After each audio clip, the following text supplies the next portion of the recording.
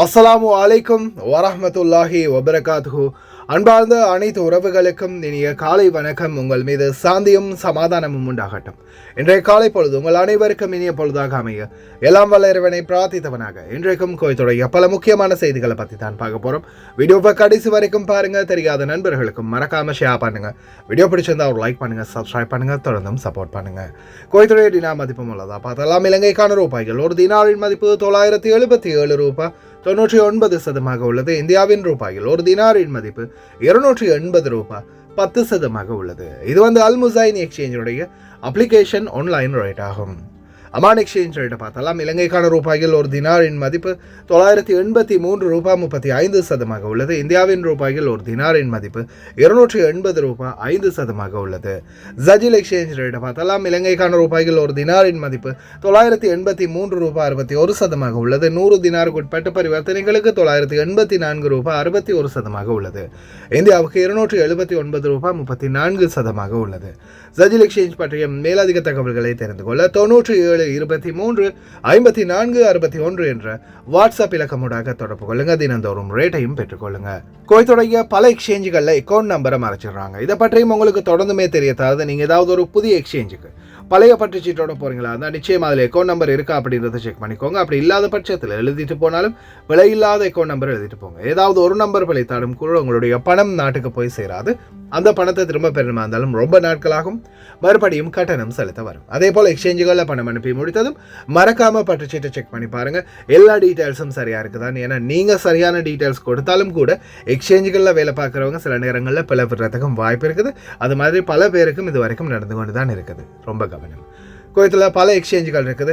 Al Nahda, ARY, Aman exchange, யூஜே, அல்சாமில், Ansari exchange, Lulu exchange, Joyalukkas, KBE, UAE, Oman exchange, Bahrain exchange, BEC, Wall Street exchange, ஜஜில் exchange, மெலிக் exchange, international exchange, Al Shafa exchange, Al Mulla, Al Muzaini, Sulaimani, அல் முகாசிம் exchange, இது போன்ற இன்னும் பல எக்ஸ்சேஞ்சுகள் இருக்குது. ஒவ்வொரு எக்ஸ்சேஞ்சுகளையும் ஒவ்வொரு விதமான கட்டணங்கள் இருக்குது. அதுலேயும் குறிப்பாக ஏஆர்ஒய் எக்ஸ்சேஞ்சு பொறுத்தவரையில் 900 ஃபீல்ஸ் மட்டுமே தான் கட்டணம் அறவிடுறாங்க. அதே போல் ஜஜில் எக்ஸ்சேஞ்ச், மலிக் எக்ஸ்சேஞ்ச், அல்சாமில், யூஜே, அல் ஷஃபா போன்ற எக்ஸ்சேஞ்சுகளில் ஒரு தினார் மட்டுமே தான் கட்டணம் அறவிடுறாங்க. சுலைமானி, அல் முகாசிம் எக்ஸ்சேஞ்ச் ஜஹராவில், ஏஆர்ஒய் எக்ஸ்சேஞ்சுக்கு பக்கத்தில் இருக்கக்கூடிய இந்த புதிய எக்ஸ்சேஞ்சில் வெறும் 750 ஃபீல்ஸ் மட்டுமே தான் கட்டணமாக அறவிடுறாங்க. நீங்களும் உங்களுடைய கஷ்டப்பட்டு சம்பாதிக்கக்கூடிய பணத்தை இது போன்ற நல்ல எக்ஸ்சேஞ்சுகளில் அனுப்புங்க. கோயத்துடைய தங்க விலையை பார்த்தலாம். 1 கிராம் 18 கேரட் தங்கத்தின் விலை 24 தினார் 749 ஃபீல்ஸ். 1 கிராம் 21 கேரட் தங்கத்தின் விலை 28 தினார் 885 ஃபீல்ஸ். 1 கிராம் 22 கேரட் தங்கத்தின் விலை 30 தினார் 271 ஃபீல்ஸ். 1 கிராம் 24 கேரட் தூய தங்கத்தின் விலை 33 தினார் 11 ஃபீல்ஸ். தங்க விலை ஸ்டேபிள் நிலையில் தான் இருக்குது. இந்த நாட்களில் தங்கம் விலை கொடுத்து வாங்க நினைக்கிறவங்க தாராளமாக வாங்கிக்கோங்க. எதிர்வரும் காலங்களில் மீண்டும் அதிகரிக்க வாய்ப்பு இருக்குது. குவைத்தின் வெப்பத்தால் மரணித்தார் இலங்கையர் ஒருவர்.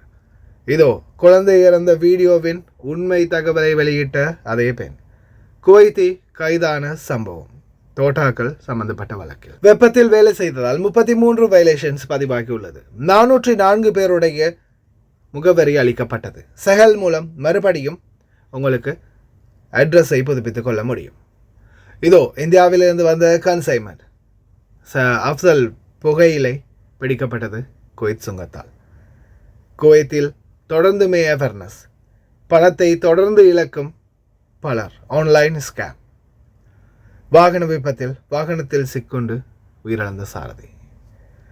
மரண அறிவித்தல் ஒன்று கிடைத்துள்ளது. புத்தளத்தை பிறப்பிடமாகவும் மதுரங்குழி நல்லாந்தலுவையை வசிப்பிடமாகவும் கொண்ட அகமத் ஹெனியாத் நேற்றைய தினம் 6ஆம் திகதி குவைத்தில் காலமாகியுள்ளார். குவைத்தினுடைய வஃப்ரா பகுதிகள் வேலை செய்து வந்த அவர் வெப்பம் காரணத்தால் மயங்கி விழுந்ததுக்கு அப்புறமா ஜஹரா மருத்துவமனையில் அனுமதிக்கப்பட்ட பிறகு இறந்ததாக தகவல் வெளியாகியுள்ளது. இன்னாலில்லாஹி வ இன்னா இலைஹி ராஜிஊன். அஸ்ஸலாமு அலைக்கும். இந்த பொடியன் புத்தளத்து பொடியன் சரியா. இவன் வேலை செஞ்சுக்கிட்டு இருந்தீங்கன்னா மசரா வேலை, கார்டன் வேலை சரியா. இந்த பொடியன் வெயில்ல வேலை செஞ்சுக்கிட்டு இருந்து அப்படியே உளுந்துட்டான். இது ஒரு 3-4 நாளைக்கு முன்னுக்கு உள்ள சீன் இது சரியா. உளுந்து இப்ப அவனை செக் பண்ணி பார்க்க ஹார்ட் பீட் நின்றுட்டான். இப்ப ஜஹ்ரா ஹாஸ்பிட்டல்ல ஆளை அட்மிட் பண்ணிக்கிற ஐசியூல. வெயில் உள்ள யாரும் போயிட்டு நிக்காதீங்க. தெரியும் தானே, சரியான வெயில், இது ஓவரான வெயில். வெயில யாரோ எங்கன்னா கடைக்கிலேயே அங்கங்க ஹவுஸ் வைஃபிங் செய்யறாளுக்கோ வீட்டுல போட்டு இருந்துருங்க. வெயில்ல நிக்க வேணா, பொல்லாது சாமம். சரியா? சாயிரா ஹாஸ்பிட்டல்ல இங்க புத்தளத்து பொடியும் கே ஸ்ட்ரீட். தயவு செய்து கவனமாக இருங்க. குவைத்துடைய வெப்ப சூழல் இன்னும் அதிகரித்து கொண்டு இருக்கின்றது. அதே போல் உங்களை வெயிலில் வேலை வாங்கினால் இதை உடனடியாக நீங்கள் மனித வளத்துக்கான பொது ஆணையகத்தின் இலக்கமான வாட்ஸ்அப் இலக்கம் 61 92 24 93 என்ற வாட்ஸ்அப் இலக்கம், அதே போல் 24 93 61 92 என்ற மற்ற வாட்ஸ்அப் இலக்கம் ஊடாக நீங்கள் உங்களுடைய புகார்களை அளிக்கலாம் அப்படின்னு தெரிவிச்சிருக்காங்க மனித வளத்துக்கான பொது ஆணையகம். கடந்த ஜூன் மாதம் மட்டும் 33 விதிமீறல்கள் பதிவாகி இருக்குது. 60 ஆய்வு செய்யப்பட்ட தளங்களில் 30 மறு ஆய்வு செய்த போது தேவைகள் பூர்த்தி செய்யப்பட்டிருக்கிறதாக தெரிவிச்சிருக்காங்க. 30 முதல் முறையாக மீறும் நிறுவனங்களின் எண்ணிக்கையாக உள்ளது. மறு ஆய்வு செய்த போது மீறல் தளங்களின் எண்ணிக்கை 0ஆக இருக்கின்றது. தொலைபேசி மூலம் பெறப்பட்ட அறிக்கைகள் 12 அப்படின்னு தெரிவிச்சிருக்காங்க. காலை 11 மணி முதல் மாலை 4 மணி வரை வேலை செய்வது, ஆகஸ்ட் 31ஆம் தேதி வரைக்கும் வெயிலில் வேலை செய்வது தடை செய்யப்பட்டிருக்கின்றது என்பதையும் தெரிவித்திருக்கிறாங்க. குவைத்துடைய வெப்பநிலை எதிர்வரும் ஆகஸ்ட் மாதம் வரைக்குமே கடும் அதிகமாக இருக்கும் அப்படின்னு தெரிவிச்சிருக்கார் காலநிலை ஆய்வாளர் பெதரல் அமீரா. எதிர்வரும் ஆகஸ்ட் 11ஆம் தேதிக்கு பிறகுதான் ஒரு சுமூகமான வெப்பநிலை ஆரம்பிக்கும். அது வரைக்கும் கடுமையான வெப்பநிலை இருக்கும் அப்படின்னு தான் தெரிவிச்சிருக்கிறாங்க. இன்ஷா அல்லாஹ் அனைவரையும் எல்லாம் வல்ல இறைவன் பாதுகாக்கட்டும். தயவு செய்து ரொம்ப கவனமாக இருங்க அனைவருமே. في المناطق الصحراوية لكن بالنهار الحرارة مستمرة ويانا، ويبقى على طلوع نجم السهيل 13 يوم بعد طلوع نجم الجليبين في 24/8 راح ندخل في آخر نجوم الصيف، وينتهي الصيف مناخيا في 1/9، لكن فلكيا راح ينتهي في 22/9 مع تعامد الشمس على خط الاستواء السماوي، فيتساوى الليل والنهار والحر والبرد بإذن الله.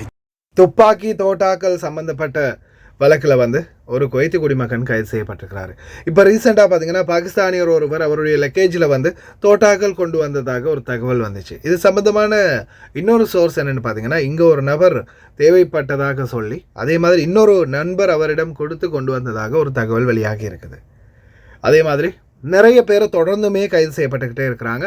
இப்போ ரீசெண்டாக கூட ஓமான் நாட்டிலையும் வைத்து ஒருவர் ஏர்போர்ட்டில் வச்சு கைது செய்யப்பட்டிருந்தார். தயவு செய்து ரொம்ப கவனமாக இருங்க.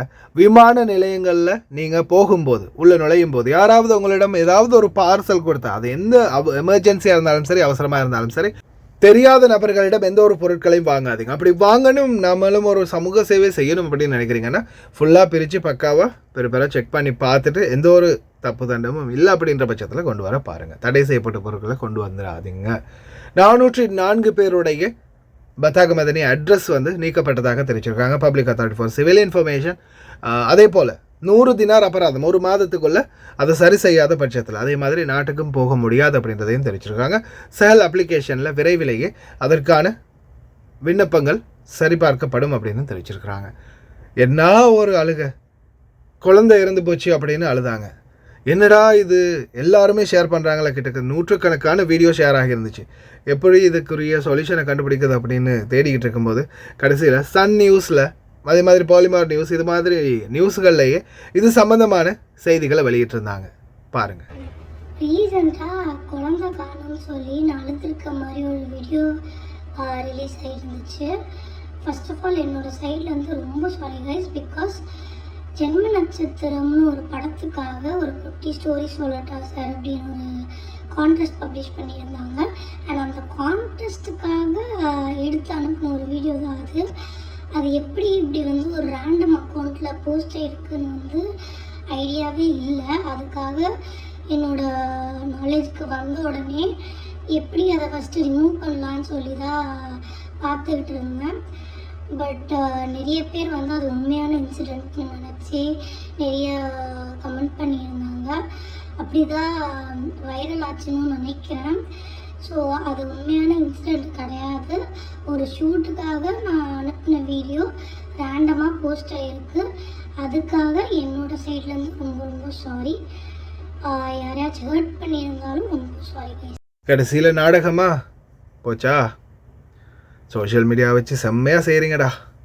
அடுத்ததா குவைத்து குடிமகன் ஒருவர் கைது செய்யப்பட்டிருக்கிறாரு. காரணம் சோஷியல் மீடியா சமூக வலைத்தளங்களூடாக தவறான பதிவுகளை இட்டதுக்காக தயவு செய்து ரொம்ப கவனமாக இருங்க. சோஷியல் மீடியா பாவிக்கிறவங்க தொடர்ந்தும் கண்காணிச்சுக்கிட்டே இருக்கிறாங்க குத்துறைய சைபர் கிரைம் டிபார்ட்மெண்ட். அதே போல் எக்காரணத்தை கொண்டும் நாங்கள் உங்களுடைய பேங்க் டீட்டெயில்ஸோ அல்லது பர்சனல் டீட்டெயில்ஸோ கேட்க மாட்டோம். உள்துறை அமைச்சகம் ஒருபோதும் வீடியோ கால் பண்ண மாட்டோம் அப்படின்னு தெரிவிச்சிருக்கிறாங்க. அதே மாதிரி தொடர்ந்துமே வெளிநாட்டவர்கள் மற்றும் குவைத்தியர்கள் ஏமாந்து கொண்டே இருக்கிறாங்க.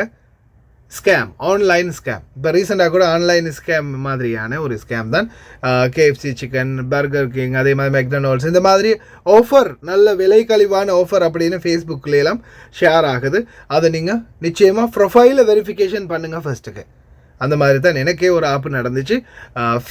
ஃபர்ஸ்ட்டுக்கு நீங்கள் ஃபேஸ்புக்கிலையோ வேறு எதுலையாவது ஒன்றில் நீங்கள் ஆஃபரை பார்க்குறீங்கன்னா அதை ஷேர் பண்ணிக்கிறது யார், ஒரிஜினல் அந்த ப்ரொஃபைலை செக் பண்ணி பாருங்கள். ஒரிஜினலாக அவங்களுடைய ஒஃபிஷியல் பேஜில் ஷேர் பண்ணியிருக்கிறாங்களா இல்லைன்னா ஃபேக்கான பேஜுகளான்றதை செக் பண்ணிக்கோங்க. கடைசியில் நேற்று போய் திஜாரி கார்டை எடுத்துகிட்டு வந்திருக்குது, கேன்சல் பண்ணிவிட்டு புதிய கார்டு.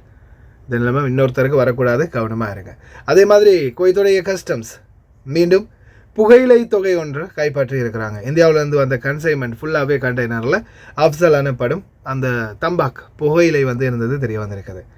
இவ்வளவு கன்சைன்மெண்ட்டை கைப்பற்றி இருக்கிறாங்கன்னா கடைகளில் விற்கிறதும் தவறு தான். யாரும் பொது வழிகளில் இதை உபயோகிக்காதீங்க. பிடிபட்டிங்கன்னா ஜெயில் தான்.